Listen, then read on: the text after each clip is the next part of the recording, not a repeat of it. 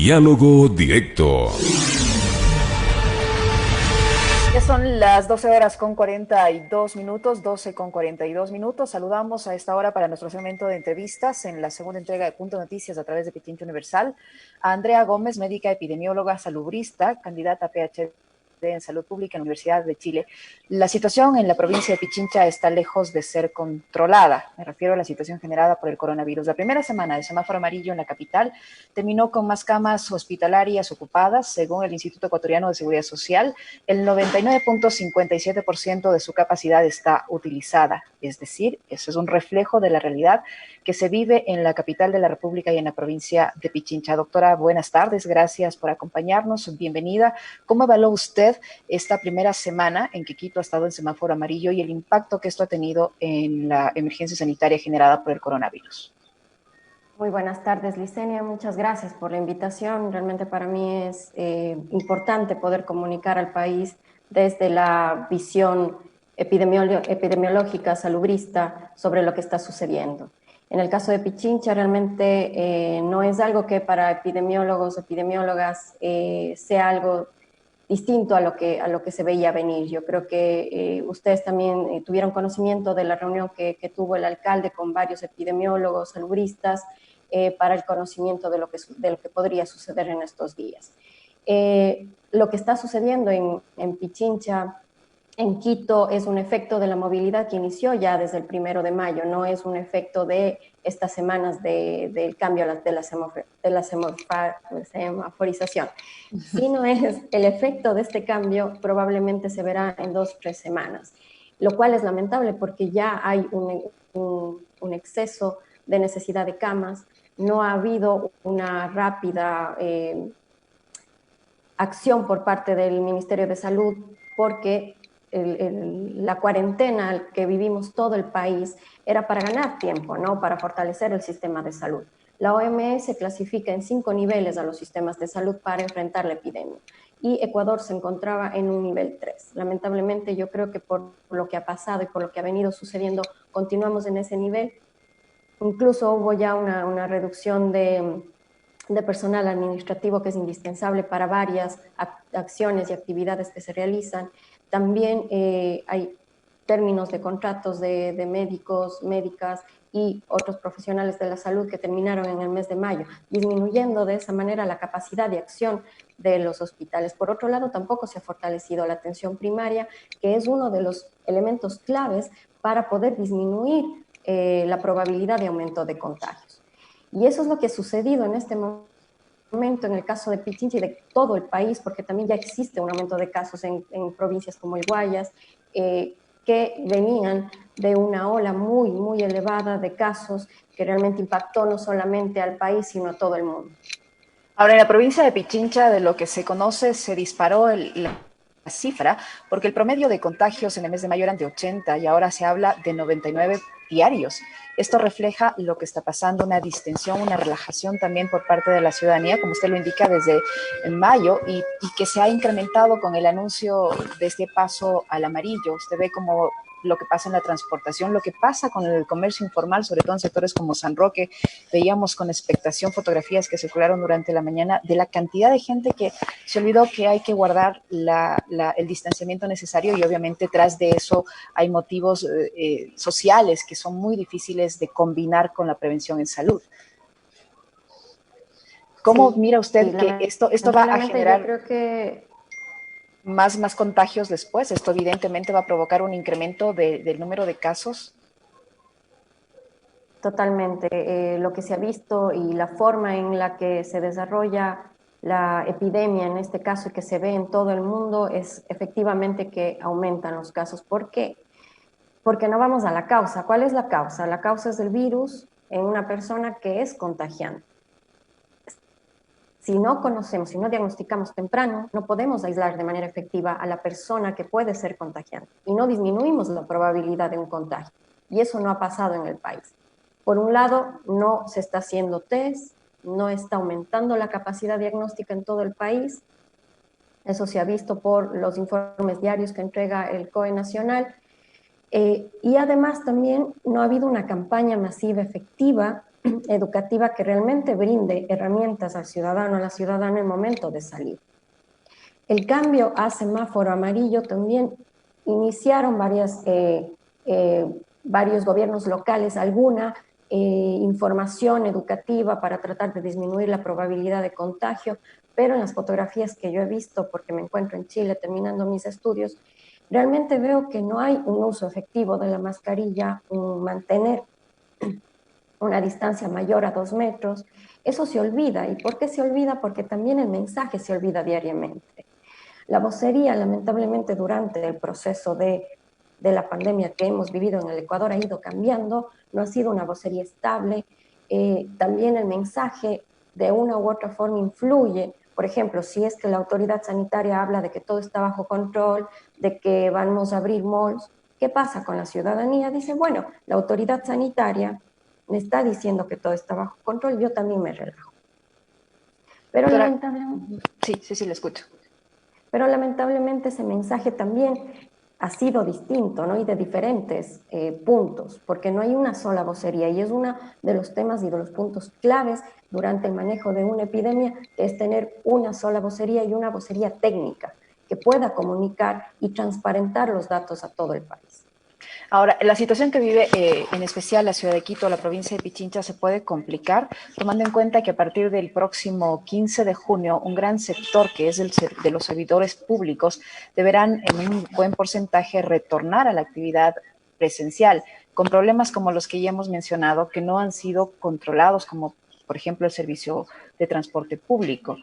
Esto va a generar mucha más aglomeración de la que ya estamos viviendo y esto va a incrementar la peligrosidad que al momento vivimos en Pichincha.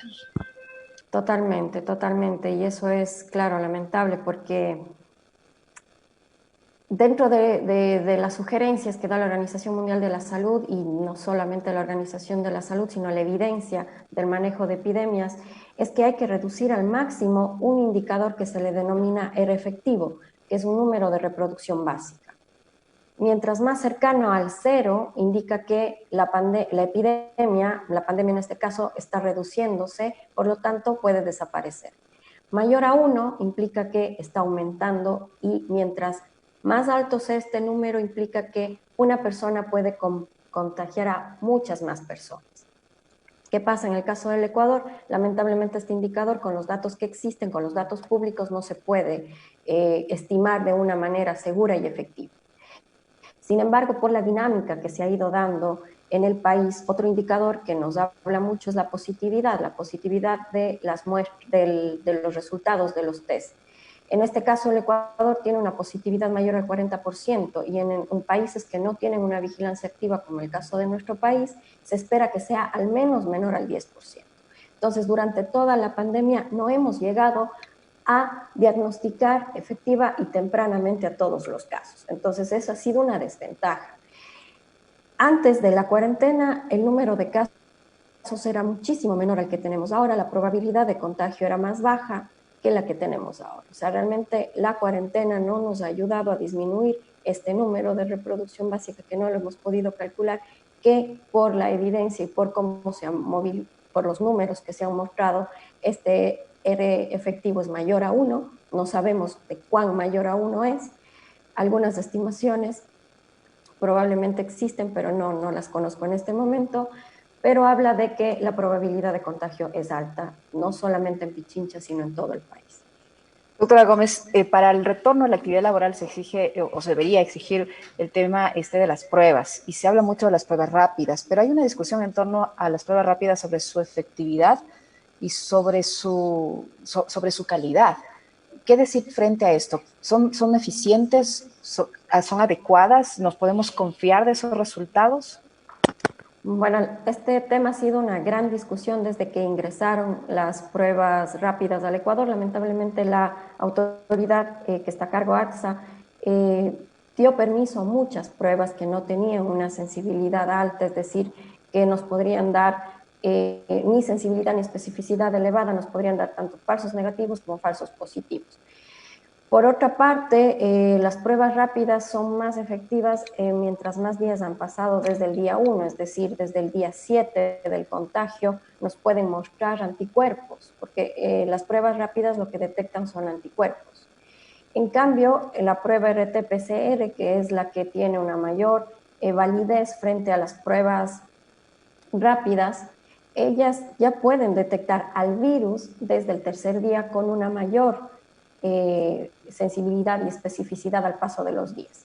Esta sensibilidad y especificidad va disminuyendo porque nuestro organismo es capaz de producir anticuerpos que van desapareciendo al virus de nuestro organismo. Entonces es más difícil detectarla con el paso de los días. No solamente existen pruebas rápidas para la detección de anticuerpos, sino también las pruebas cuantitativas, que no nos dan un sí o un no, sino nos dicen cuántos anticuerpos están en nuestro cuerpo. Estas pruebas tienen una mayor sensibilidad, especificidad que las pruebas rápidas.